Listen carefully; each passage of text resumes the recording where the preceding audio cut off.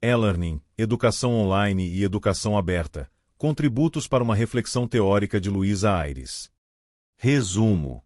O presente artigo resulta das reflexões desenvolvidas no âmbito do Observatório da Qualidade do Ensino à Distância e E-Learning sediado na Universidade Aberta e ainda, da participação na docência do curso MOCS, Fundamentos e Práticas. Trata-se de um artigo de natureza eminentemente teórica que pretende ser um contributo para a delimitação do universo conceitual da educação online. Neste texto, são explorados os conceitos de e-learning, educação online e educação aberta virtual. Em primeiro lugar, aborda-se a diversidade de concessões sobre o e-learning para, depois, se propor uma definição do conceito. Em segundo lugar, enquadra-se a educação online no espectro da educação à distância. E, em terceiro lugar, são propostos alguns referenciais para a caracterização do conceito de educação aberta na sociedade digital e dos seus movimentos atuais mais relevantes, os recursos educativos abertos, OER, e os Massive Open Online Courses, MOOC. Em relação aos OER, salienta-se que a matriz desse movimento ultrapassa o mero acesso a conteúdos e recursos e associa-se a uma nova filosofia educativa, a novos valores baseados na abertura, na ética da participação e na colaboração, Peters, 2008. No âmbito da reflexão sobre os MOOC, dá-se destaque à ecologia de aprendizagem específica desses cursos e sublinha-se a necessidade de reconceptualizar conceitos tradicionais, como o de inscrição, participação, frequência, aproveitamento do estudante, na senda da investigação desenvolvida por DeBoer, Ho, Stum e Breslov, 2014. Finalmente, reitera-se a dispersão de concessões sobre e-learning, educação online e educação aberta e propõe-se que a investigação em educação à distância seja um referencial central para a redução da entropia atualmente existente nas instituições de ensino superior presencial, relativamente à apropriação de conceitos-chave da educação à distância online. O presente artigo tem por objetivo contribuir para a delimitação teórica de conceitos fundamentais no domínio da educação à distância online, como os de e-learning, educação online e educação aberta. Para essa reflexão contribuíram as discussões aprofundadas no âmbito do Observatório da Qualidade do Ensino à Distância e e-Learning sediado na Universidade Aberta e ainda, a participação na docência do curso MOCS, Fundamentos e Práticas. A recente apropriação desses conceitos, tradicionalmente vinculados à educação à distância, por modelos que privilegiam abordagens educativas presenciais sugere a necessidade de se estabilizar os limites de algumas vertentes deste universo conceptual, tendo em vista a criação de novos consensos sobre os processos de inovação em curso, em particular, no ensino superior. Estamos, portanto, perante um artigo de natureza eminentemente teórica que não se ajusta à estrutura IMRD. Em primeiro lugar, aborda-se a diversidade de concessões sobre o e-learning para, depois, se propor uma definição do conceito. Seguidamente, enquadra-se a educação online no espectro da educação à distância. Finalmente, são propostos alguns referenciais para a caracterização do conceito de educação aberta na sociedade digital e dos seus movimentos atuais mais relevantes, os recursos educativos abertos, OER, acrônimo em inglês, e os Massive Open Online Courses, MOOC. No âmbito da reflexão sobre os MOOC, dá-se, ainda, destaque à ecologia de aprendizagem destes novos cursos e sublinha-se a necessidade de reconceptualizar alguns conceitos tradicionais, como o de inscrição, participação, frequência e aproveitamento do estudante, na senda da investigação desenvolvida por DeBoer, Ho, Stum e Breslov, 2014. A metodologia adotada para a construção do presente texto baseia-se na revisão da literatura, conferindo particular relevância a autores que contribuem, direta ou indiretamente, para a construção de uma teoria da educação à distância online. O e-learning e suas variantes conceptuais. O e-learning faz parte de uma nova ecologia educativa que muito tem contribuído para a reconceptualização do ensino e da aprendizagem, Garrison e Anderson, 2003. Sendo um conceito recente, os fundamentos e sentidos da sua aplicação em contexto educativo são ainda diversos, instáveis e difusos, Hall, 2011, Sangrá, Vlachopoulos e Cabrera, 2012. Embora seja frequentemente associado a uma racionalidade tecnológica, o e-learning aplicado aos contextos de prática reflete a polissemia que o caracteriza.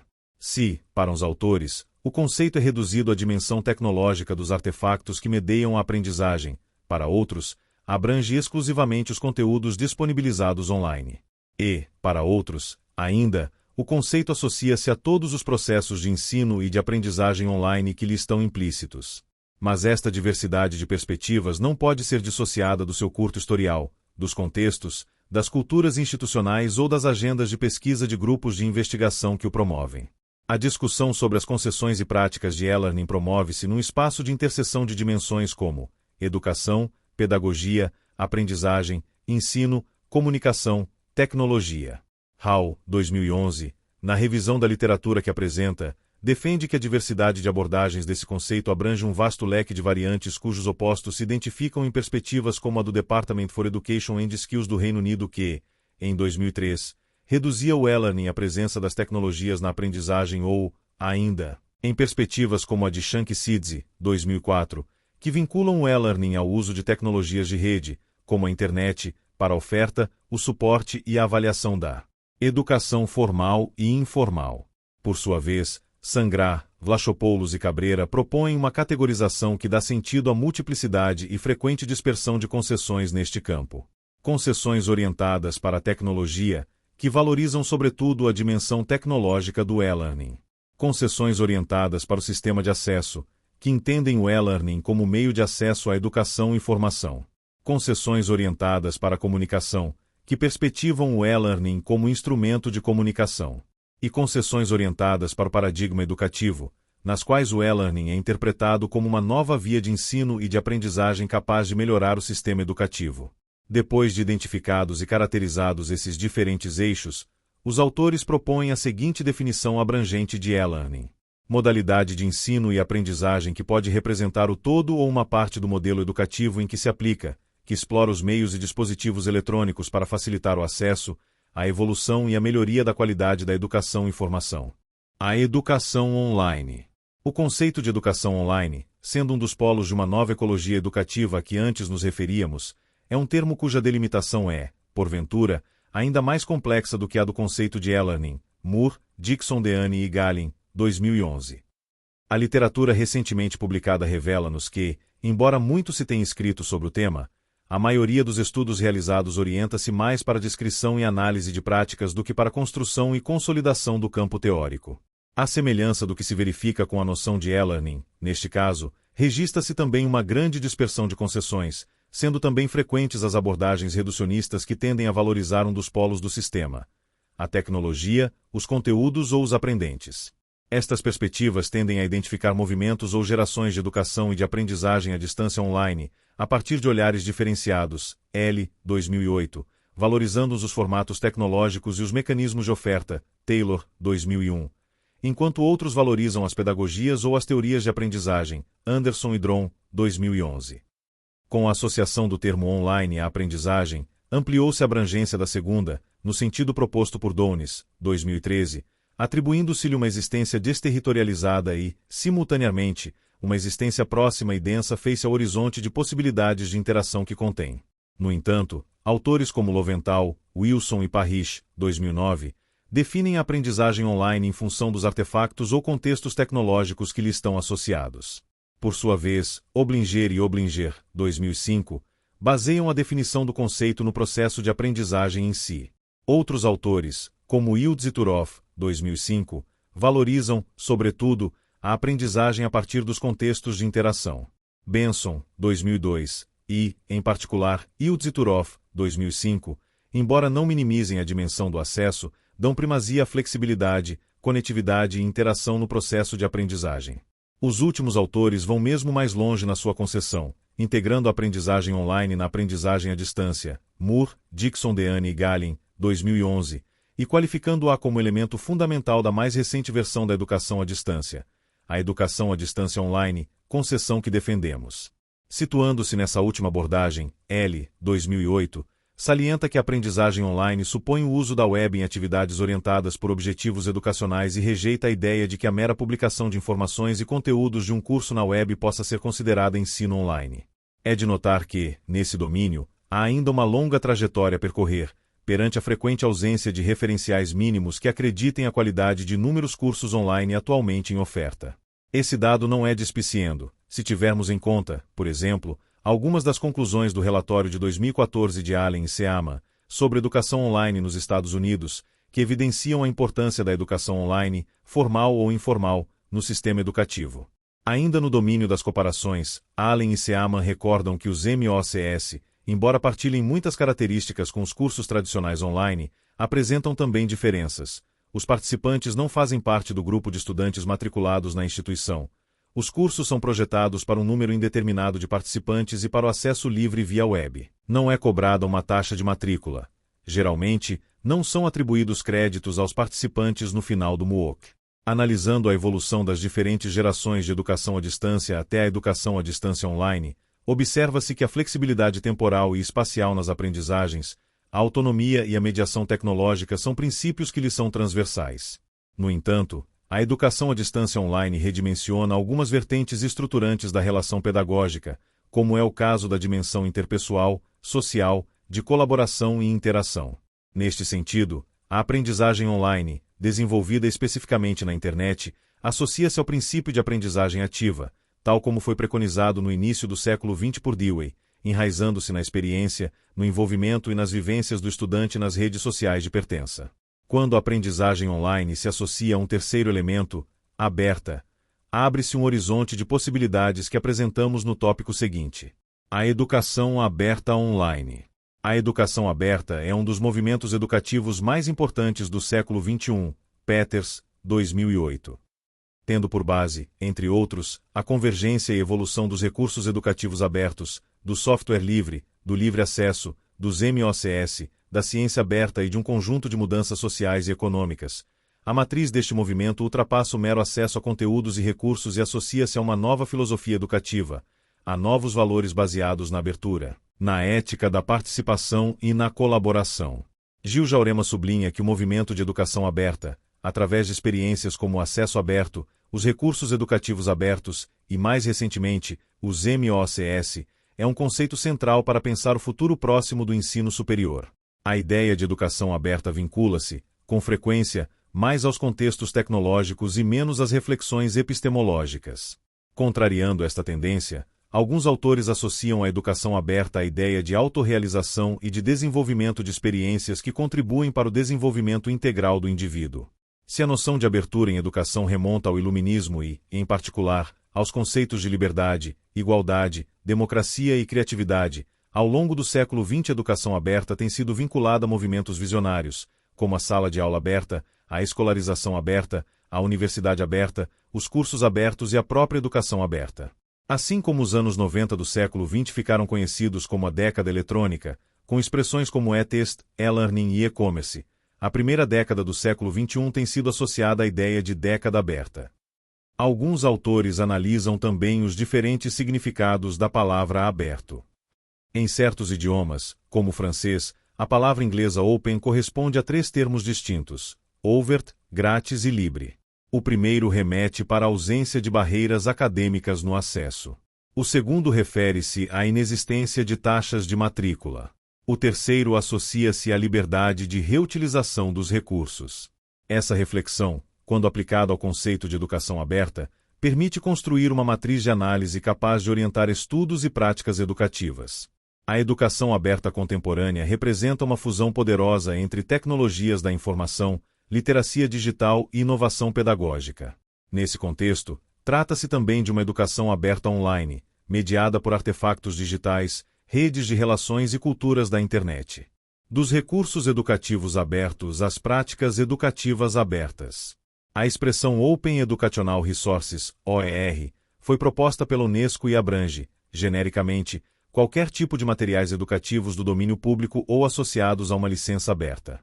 Qualquer pessoa pode livre e legalmente copiar, usar, adaptar e partilhar estes recursos que abrangem conteúdos de cursos, manuais escolares, notas de aulas, atividades, testes, projetos em suportes diversos, scripto, áudio, vídeo, animação, Unesco. Atkins, Brown e Ramon perspectivaram os OER enquanto Teaching, Learning, and Research Resources that reside in the public domain or have been released under a intellectual property license that permits their free use or repurposing by others. Open Educational Resources include full courses, course materials, modules, textbooks, streaming vídeos, tests, software, and any other tools, materials, or techniques used to support access to knowledge. Atkins, Brown e Ramon, 2007, p4. Por sua vez, Willey, 2010, associa a definição de OER 3 elementos básicos: a. o conceito de livre, b. os 4 Rs, reusar, redistribuir, rever e remix, c. a não interferência das escolhas dos mídia, M. Segreal, 2013, p. 18. Professores e estudantes devem ter um controle efetivo sobre os conteúdos abertos. Uma das principais críticas dirigidas aos OER é produzida, curiosamente, por Bates, 2011, que considera que estes recursos podem ser elitistas e revelar uma espécie de imperialismo cultural.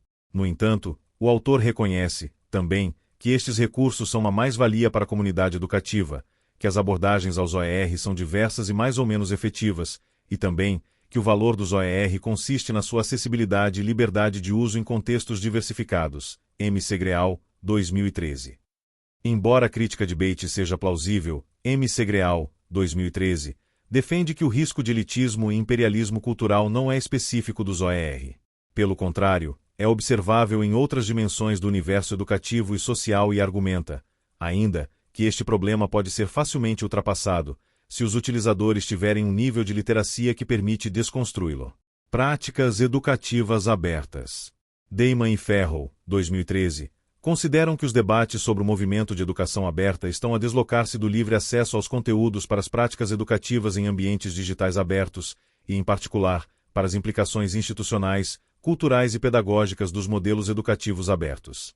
Este movimento questiona a organização tradicional e formal das instituições escolares e da oferta formativa que promovem e, por consequência, questionam-se também os tradicionais modelos de formação de estudantes e professores, a partir da ideia de que não dão resposta às exigências da sociedade do conhecimento.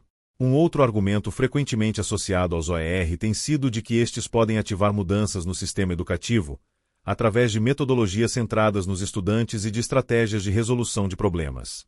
Damon e Farrell, 2013, vão mais longe, considerando que, hoje, são necessárias novas práticas orientadas por um paradigma educativo aberto.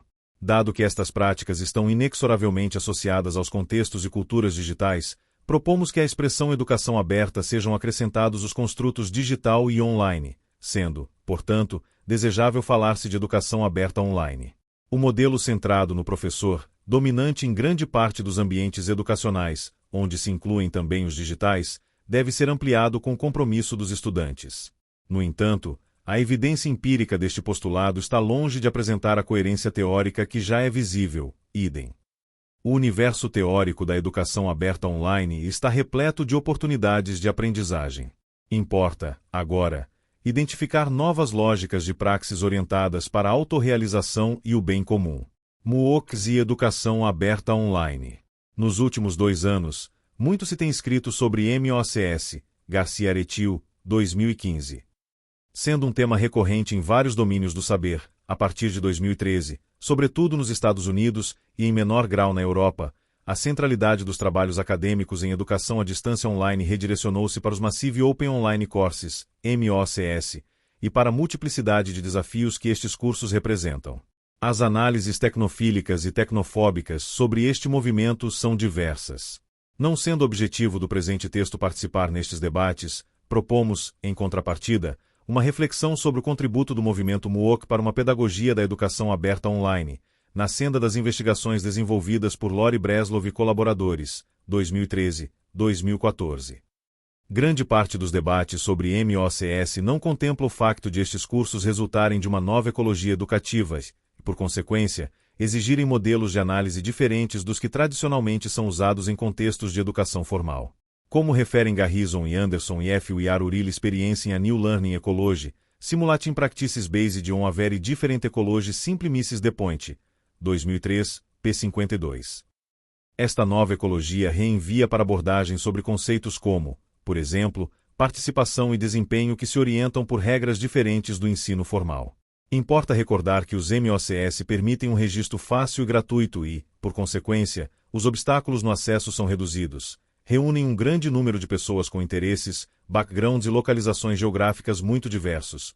Os seus utilizadores podem não ter interesse em completar tarefas e avaliações e, portanto, não vivenciam a pressão dos contextos de avaliação formal. Deboer, Ho, Stum e Breslov, 2014. Breslov, Pritchard, Deboer Stum, 2013. Deboer, Seaton, Stum e Breslov, 2013. Deste modo, Estes cursos não podem ser caracterizados a partir de conceitos tradicionais: estudantes, matrícula, frequência e participação, currículo e aproveitamento, entre outros, uma vez que estamos perante novos contextos e novas formas de aprender. É neste horizonte de possibilidades que os MOCS podem desempenhar um papel inovador relevante na organização e desenvolvimento de práticas educativas no ensino superior. A grande quantidade de dados resultantes dos MOCS analisada a partir de metodologias emergentes, como é o caso do data mining, permite a reconceptualização e reoperacionalização de variáveis centrais do processo de ensino e aprendizagem. De Boer, Ho, Stum e Breslov, 2014, identificaram diferenças entre cursos tradicionais formais e dos MOCS, relativamente a 4 variáveis: inscrição, participação, currículo-programa, aproveitamento e, na sequência deste estudo, propõem alterações, seja na sua delimitação teórica, seja na sua aplicação em contexto de prática, quando aplicados aos cursos online, massivos e abertos. As conclusões do referido estudo, desenvolvido a partir dos dados registrados no back-office do MOOC 6.002x oferecido pelo MIT, em 2012, merecem particular destaque. Para uma melhor interpretação das conclusões deste estudo, propomos a triangulação da breve descrição que seguidamente apresentamos de cada uma das variáveis estudadas por De Boer, Ho, Stum e Breslov, 2014, com a informação sistematizada pelos autores na figura 2. Nesta figura, De Boer, Ho, Stum e Breslov, 2014, comparam as dinâmicas dos cursos tradicionais, parte superior do esquema, com as dinâmicas dos MOCS, parte inferior do esquema, relativamente às variáveis já referidas. Inscrição. Se, nos cursos tradicionais, a inscrição reenvia para o número de estudantes que, em data previamente definida, e, por norma, antes do início do curso, assinala a intenção de se comprometerem com determinada trajetória de formação, no caso dos MOCS, a inscrição pode acontecer em qualquer altura, até ao fim do curso e não configura a existência de qualquer tipo de contrato prévio. Ademais, na maioria dos MOCS não é exigido qualquer tipo de pré-requisito para inscrição, nem se prevê necessariamente a atribuição de qualquer tipo de certificado. Para alguns utilizadores do MOOC estudado, o calendário acadêmico coincide com o início do curso, enquanto, para outros, como é o caso do estudante 3, o início do curso coincide com a unidade 3, figura 2. Deste modo, o conceito de inscrição nos MOCS carece de redefinição, pois a realidade que é possível identificar nestes cursos é substancialmente diferente da que é registrada em cursos tradicionais. Participação. Para os autores, a participação em sala de aula, presencial ou online, pode abranger presenças mais ou menos ativas que vão desde a mera assistência às aulas, a posturas ativas, como, por exemplo, contribuir individual ou coletivamente em atividades concretas. A partir dos dados analisados, De Boer, Ho, Stum e Breslov, 2014, identificaram uma grande diversidade e, sobretudo, a individualização dos padrões de utilização dos recursos disponíveis que não se enquadra necessariamente numa tipologia do tipo ausente, presente, assinala presença ou discute, figura 2. Os tipos de recursos utilizados, bem como as dinâmicas de utilização, são muito diversos e não seguem a estrutura linear dominante nos cursos tradicionais. Há muitos estudantes que centram a sua participação no visionamento de vídeos, em detrimento de outras atividades propostas, como resolução de problemas, leitura de livro, participação numa discussão ou colaboração num wiki.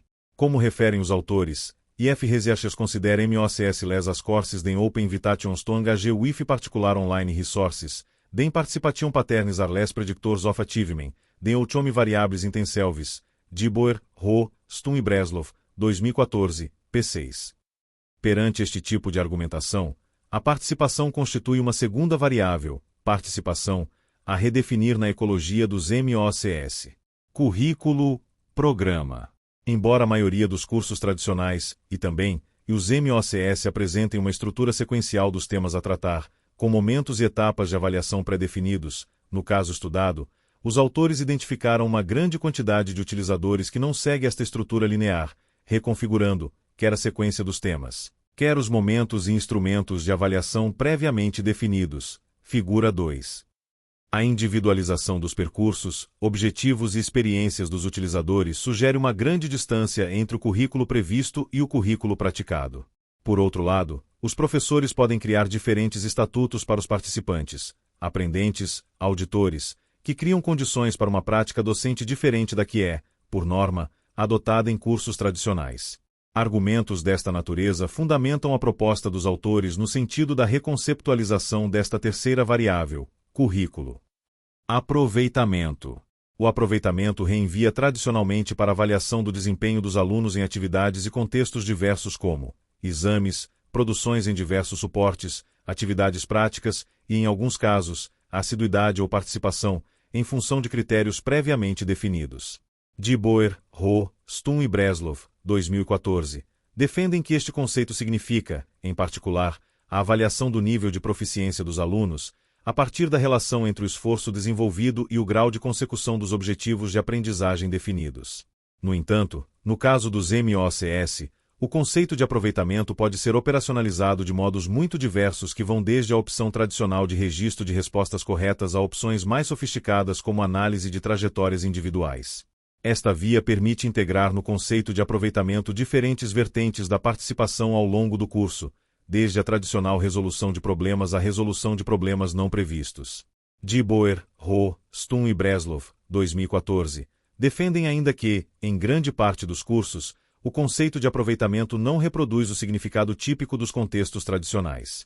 Na figura 2, os autores assinalam utilizadores que ignoram as atividades e momentos de avaliação e não completam ou realizam as atividades em momentos diferentes dos que são propostos.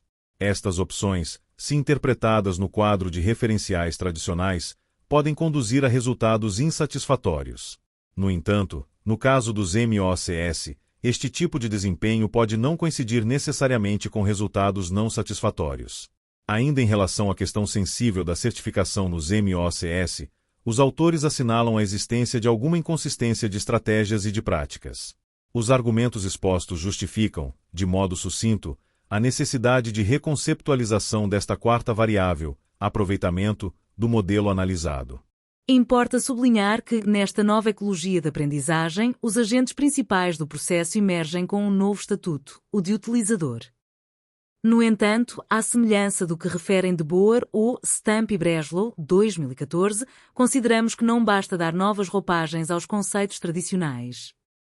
Pelo contrário, importará conhecer melhor o estatuto desta nova entidade e reinventá-la, dando-lhe o lugar devido em contexto educativo.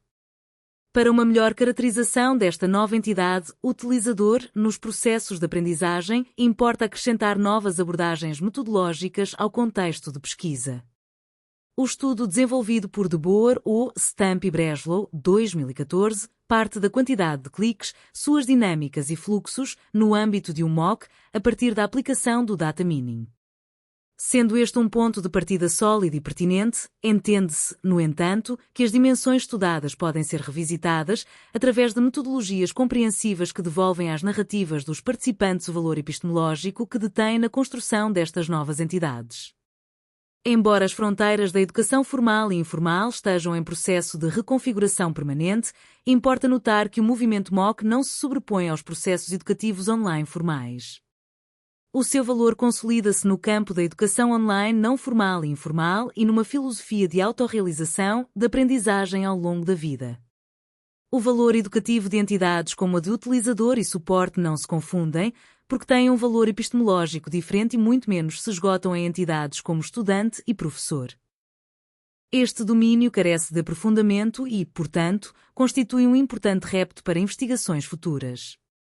Argumentos dessa natureza lançam para a discussão o facto de os MOCS constituírem tão só uma das múltiplas vertentes da educação à distância online.